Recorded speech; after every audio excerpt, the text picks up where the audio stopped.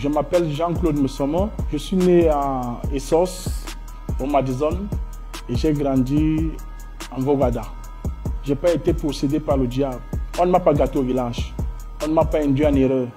Moi, je suis né dans une famille de 5 garçons et je suis le Benjamin. Ma maman était l'homme, était la femme. La maman, c'était une lionne. Elle se battait. Elle nous a tout donné. Comment j'ai gâché ma vie? J'ai commencé les drogues au cours moyen 2. En classe de 6e, je marchais déjà avec des gars qui étaient déjà allés en prison, qui avaient mon âge, qui étaient déjà allés en prison. Et on agressait, on marchait avec les armes blanches, c'est-à-dire les machettes et les couteaux, à Fanta Citron. Et un jour, nous étions entrés chez quelqu'un. Pendant qu'on dévalisait sa maison, il nous avait surpris. Et c'est moi qui l'avais tué. En 5e, j'arrête l'école. Alors quand j'arrête l'école, ma maman me demande qu'est-ce que tu veux faire de ta vie. Je dis, tout le monde joue au ballon, j'avais mon rêve, je voulais jouer au ballon et j'étais au quartier. Mais en vérité, en restant au quartier, j'ai passé mes journées avec mes amis, avec mon grand. On passait les journées à jouer aux cartes et la nuit, on se baladait avec les machettes, les couteaux. En 98, ma famille prend sur elle de me trouver un travail. Ma famille ne connaissait pas mon véritable visage. D'où je n'avais aucune relation parentale, aucune relation intime avec mes frères et la maman. Je n'avais aucune relation. Alors en 98, je n'ai pas fait la formation militaire à Djoum. Quand j'ai fini la formation militaire à Djoum, je reviens, on m'accepte à l'armée de l'air. Et l'un de mes grands frères au quartier en Bogada était en prison. Il était sorti. Il me rencontre, il me dit que comme tu es déjà niais, c'est-à-dire comme tu es déjà un homme en tenue, tu peux déjà nous donner le matériel, c'est-à-dire l'arme ou bien les munitions. Et moi, ça ne me gênait pas puisque je vous ai dit en amont que j'ai fait un choix. J'ai voulu devenir un voleur parce que j'aimais, chaque fois que je voyais les grands frères à Fanta Citron, ils revenaient du tour, c'est-à-dire qu'ils revenaient après avoir volé, avec des objets volés, nous déchargeons les voitures. Et j'aimais ça, cette sensation. On m'affecte dans le nord. J'arrive au nord et je prends attache avec les braqueurs. Ils avaient un problème de matériel et ils étaient fichés. Je pars au Tchad, je passe par Figuine, je pars acheter 3 armes. Je reviens et j'enlève mon galon de caporal. Je porte le galon de sous-lieutenant, usurpation de titre. Et je me mets à braquer avec les gars. Je me mets à louer les armes, à vendre des munitions. Alors, nous avons fait ce business pendant des années, tuant les gens, violant les femmes, détruisant nos vies et les vies des autres. Je n'avais aucun remords quand je le faisais. Je n'avais aucun remords. Je savais que 2 choses, soit l'une allait m'arriver, soit on allait me tuer, soit j'allais finir ma vie en prison.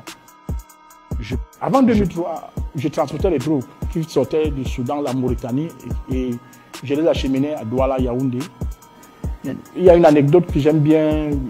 Un jour, la maman, elle comprend que je suis indiscipliné et que, non, ça c'était avant l'armée, et que je suis très violent, que je vole à la maison et tout. Elle m'amène chez un marabout pour que le marabout me donne les mets pour que je puisse manger. Et il se pourrait que les mets là sont faits que quand on te les donne, tu ne voles plus. Bon, on est arrivé chez le marabout. Pendant que le marabout jouait les courir et apprêtait les mets, j'ai volé son téléphone et son porte-monnaie. Quand il a fini, j'ai fini de manger les 2. On lui avait donné 5 mets, j'ai mangé 3 mets. Les autres mets, je devais manger à la maison. Et je suis donc, en rentrant, j'avais le téléphone et le porte-monnaie du marabout. Le marabout part au call box, il appelle la maman. On dit à la maman que mais je ne comprends pas.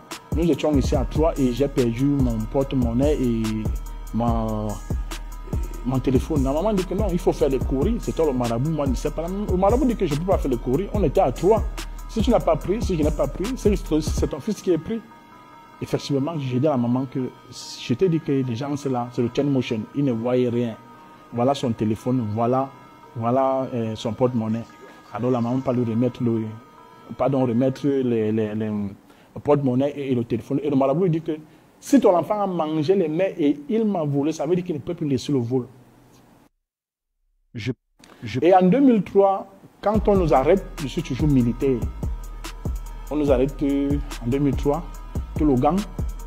Nous étions 9. Et on nous amène, on nous avait torturés pendant 6 mois. 3 mois la police, 3 mois la gendarmerie d'exploitation. Nous sommes passés aux aveux. Nous sommes allés en prison, à la prison centrale de Koninguer. La particularité qu'il y a avec la prison, c'est que la prison ne garde personne. La prison t'offre 2 alternatives. Soit tu te pourris la vie définitivement, soit tu sors la tête de l'eau. C'est-à-dire, soit tu rencontres Dieu, soit tu rencontres le diable. Tu fais le choix. La prison en elle-même ne garde personne. C'est l'homme qui choisit. Alors en prison, j'avais les pieds cassés. Nous tous, on était... Et ma famille a posé un acte d'amour, un deuxième acte d'amour. Le premier acte d'amour, c'était notre travail. Ma famille m'a démontré qu'elle m'aime et qu'elle veut mon bien. Alors pendant mes 10 ans de prison, ma famille m'a abandonné pendant les 10 ans. C'est une preuve d'amour. Je vais t'expliquer pourquoi c'est une preuve d'amour. Les parents veulent faire ce que Dieu ne va jamais faire. Les parents croient aimer leurs enfants plus que Dieu. Les parents veulent le beurre et l'argent du beurre. Ils veulent que les enfants changent et c'est eux qui couvrent les enfants. Tu ne peux pas choisir la drogue, le vol, les viols. Parce que moi, je suis un ancien drogué, violeur, braqueur, un ancien militaire. J'ai choisi gâcher ma vie, déshonorer l'armée, apporter la honte à la famille. Et tu ne peux pas arriver en prison. Et quand on vient t'acheter le matelas, on te donne à manger. Sous prétexte qu'on dit que non, il va vivre comment là-bas, il peut mourir. Non. N'ayez pas pitié de vos enfants qui sont délinquants. Aimez vos enfants. Et l'amour voudrait que quand tu aimes une personne, que tu acceptes son choix et que tu laisses cette personne vivre les conséquences de son choix à fond. C'est cette manière de faire, cette façon de faire qui a créé l'électrochoc dans ma tête, qui m'a fait poser les questions existentielles dans ma vie. Qui suis-je? Pourquoi je gâche ma vie? Pourquoi je gâche la vie des autres? Pourquoi je viole les femmes? Pourquoi je braque? Pourquoi je tue les gens? Pourquoi je transporte les drogues? Pourquoi je consomme? Pourquoi je vends les drogues? Qu'est-ce que je gagne dedans? Je me suis donc assis, je me suis posé toutes ces questions-là. Qu'est-ce que j'ai gagné? Je suis en prison. Je suis au Kosovo, je dors à même le sol. Je n'ai personne autour de moi. Quand je parle de Kosovo, le Kosovo c'est le quartier 8. Le quartier 8 et le quartier 9. Ce sont les quartiers populaires où il y a une surpopulation. Une chambre qui est faite pour faire dormir 50 personnes. Disons 25 personnes autour. Nous nous retrouvons à 100 et poussière dans la chambre. D'autres dorment à même le sol. D'autres dorment à 2 sur les mandats. Les mandats, ce sont les lits qu'on appelle mandats. Et j'ai dormi à même le sol pendant 10 ans. Je me suis remis en cause. J'ai énuméré tout ce que j'ai fait de ma vie. J'ai vu l'amour que ma famille, mes grands frères m'ont manifesté. J'ai vu l'amour que la maman m'a manifesté. Oui, parce que l'amour, j'en ai eu. Mais quand je suis arrivé au Tanapsiam, quand je suis arrivé en prison, on appelle la prison le Tanapsiam. Quand je suis arrivé en prison, j'ai compris que c'est le Mougou qui est en prison et le Don Man est dehors. Parce que le jeune gars qui se bat dehors, qui vend, qui pousse, qui vend les ananas et tout, quand tu es en prison, quand tu pars au parquet, tu es enchaîné, tu l'envies, tu dis waouh, si je pouvais être comme l'océan, tu dis que non. Tu as voulu vivre comme un dangereux, tu vas assumer les conséquences. Et quand j'ai fini de me remettre en cause, j'ai pris une décision radicale. J'ai dit je ne vais plus jamais revenir en prison. Comme étant un braqueur, comme étant un violeur, comme étant un vendeur de munitions, comme étant un loueur d'armes, comme étant un brigand, comme étant un consommateur de drogue. J'ai dit que je vais revenir en prison comme étant un éducateur, comme étant un missionnaire.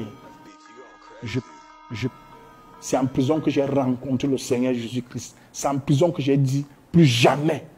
Parce qu'il s'agissait de ma vie. Que j'ai pris sur moi. J'ai dit que je ne peux pas détruire les vies des gens et m'attendre à ce qu'on va me oindre avec de l'huile. Non. Donc je savais que quand j'allais sortir de prison, les gens allaient se méfier de moi. Les gens allaient douter de moi. Les gens allaient me rejeter. Oui. Tu ne peux pas détruire ta vie et les vies des autres et t'attendre que quand tu vas sortir, qu'on t'accepte. C'est ce que beaucoup d'éducateurs font. Ils disent que non, la société a tort, ils doivent t'accepter. Non. Moi, je comprends la société. Le problème, c'était moi. Je devais travailler mon caractère. C'était à moi de revenir vers les gens et non pas les gens de revenir vers moi. J'aime bien ce verset, Proverbe 4, verset 23. C'est-à-dire, la Bible dit ceci. Par-dessus tout, veille soigneusement sur ton cœur, car il est à la source de tout ce qui fait ta vie. Dis-moi avec qui tu t'assois à longueur de journée. Dis-moi ce que tu visionnes, ce que tu entends, ce que tu suis comme musique. Je te dirai qui tu es. Si tu dis que tu veux abandonner les drogues, ne marche plus avec les drogués. Tu dis que tu as abandonné le crime, tu dis que tu n'es plus dans la criminalité, tu ne voles plus, tu ne violes plus, tu ne portes plus les armes. Alors, qu'est-ce que tu fais avec les numéros des braqueurs dans ton téléphone? Qu'est-ce qu'ils font dans ton téléphone? Tu ne peux pas marcher avec un braqueur et ne pas braquer avec lui. Non. Soit tu es un braqueur passif, c'est-à-dire que tu vois, tu écoutes et tu donnes le renseignement, parce que tu n'as pas encore le cœur d'être actif, soit tu es actif. Et moi, j'ai eu cette grâce particulière. Quand ma sortie de prison, j'ai eu des aînés. Ces aînés, ils ne m'ont jamais donné du lait. Ils m'ont dit tout ça. Tout dépend de toi. Ils m'ont dit tout ça. Tout dépend de toi. Tu as des talents. Tout dépend de toi. Si tu veux retourner en prison, tu vas retourner en prison seul. Ah, mais si tu veux reprendre une vie normale, nous sommes là pour t'aider. Et ces gens m'ont manifesté l'amour. Sans compter les serviteurs de Dieu. Ces gens m'ont manifesté l'amour. Je suis sorti de prison en 2013. Je suis venu à Douala. J'ai fait l'école des disciples à Jeunesse en Mission. J'ai fini l'école des disciples. Et j'ai créé une association spécialisée dans la lutte anti-drogue qui s'appelle ACD. ACD, c'est Action contre les drogues. ACD fait dans la prévention, dans la lutte anti-drogue en milieu scolaire et en milieu communautaire et le suivi psychosocial des victimes de drogue. Les parents ne peuvent pas identifier les drogues. Moi, je parle maintenant en tant qu'un ancien dealer, un ancien consommateur. Alors, les parents ne peuvent pas identifier les typologies de drogue. Un parent peut voir un comprimé posé, il ne sait pas que le comprimé, si ça s'appelle ceci, ça a tel effet, ça a tel effet, tel effet. Alors, j'ai pris sur moi de dire que je vais aider un parent. Je vais aider un jeune qui veut sortir, qui est sincère, qui veut sortir des drogues. Il y a un monsieur à côté qu'on appelle le dealer, c'est un psychologue. Il sait que ton enfant manque d'amour, ton enfant manque d'écoute, ton enfant manque de patience, ton enfant manque d'estime de soi. C'est toi qui passes le temps à lancer les paroles à ton enfant. Est-ce que tu es sûr que c'est moi, ton parent, ton père, c'est moi ta mère? L'usager de drogue, c'est quelqu'un pour qui il ne faut pas avoir pitié. Parce que si tu as pitié d'un drogué, il va te manipuler. L'usager de drogue a besoin d'amour, a besoin d'écoute, de patience, de dialogue, d'attention, d'estime de soi, de motivation. Parce qu'abandonner les drogues, ce n'est pas facile. Alors, il y a quelque chose que le drogué joue avec, c'est qu'il aime, s'il ressent que tu as pitié de lui, ça dit que tu lui trouves les raisons. Que non, tout ça, on t'a possédé, on t'a gâté au village, ou bien ce sont les voisins qui t'ont induit en erreur, ou bien alors, si tu n'étais pas parti à Douala, tu n'aurais pas consommé les drogues. Non. Il faut responsabiliser le drogué. Moi, je connais les parents qui se lèvent à 2h, 3h, ils vont chercher leurs enfants dans la rue. J'ai demandé à un parent que si en te levant à 2h, à 3h, tu vas chercher un enfant, si on te tue, on va même dire quoi au lieu du deuil? Que tu es mort, pourquoi? Quelqu'un a choisi sa vie. Non, tu ne peux pas avoir l'AVC pour quelqu'un pour quelqu'un qui a choisi de gâter sa vie. Moi, je m'étais posé une question un jour, Eric. Je m'étais demandé un jour que, bon, ok, admettons même un temps soit-il que ce qu'on dit là, qu'on gâte les gens, on induit les gens en erreur, le diable possède les gens, admettons que ce soit vrai. Bon, si on ne m'avait pas gâté, j'allais devenir quoi? Président de la République? Donc, on a laissé tout le village. Ce n'est que M. Jean-Claude. Ce n'est que tout ça. C'est moi qu'on a vu pour gâter. Donc, tout le monde, on a vu seulement. Non, non, non, c'est facile. C'est facile de se déresponsabiliser et de responsabiliser le diable, les sorciers, les voisins. Non, c'est facile. Quand une personne veut gâcher sa vie, si une personne est sincère, quand une personne veut gâcher sa vie, il n'a pas besoin d'un coach. Pour faire du mal, tu n'as pas besoin d'un coach. Pour faire du bien, tu as besoin d'un coach. Pour faire du mal, tu connais quand tu fais du mal. Tu connais que ce que tu fais là est mal. J'ai fait toutes mes classes dans l'école de crime. Je ne sais pas quel est le vol que je n'ai pas fait. Si on ramène ma vie de 30 ans en arrière, je ne sais pas quel est le bandit. Je parle pas de la racaille, les tapeurs de téléphone, non. Je parle des bandits. Ceux qui portaient les armes.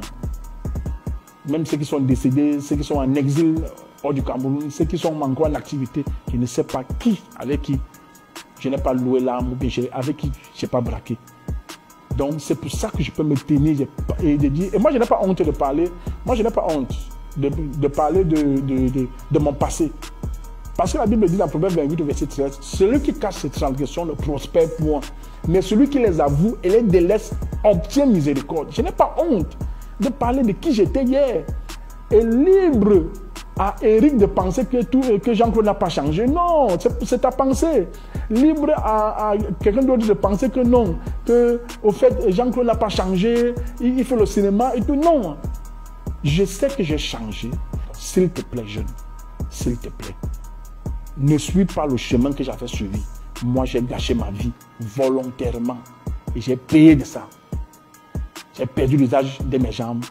J'ai eu mal aux yeux parce qu'on nous torturait au sous-sol. Alors aujourd'hui, je te parle. Je te dis qu'aujourd'hui, je suis éducateur. Je suis missionnaire à Jeunesse en Mission. Je suis père éducateur, promoteur d'une association spécialisée contre les ACD. Je te dis, le chemin que j'avais pris hier était très mauvais. Ne prends pas ce chemin. Je le dis, que ce soit dans les télé, dans la radio, l'art devient un vecteur qui fait la promotion de la violence. Les artistes sont les préparateurs psychologiques des criminels.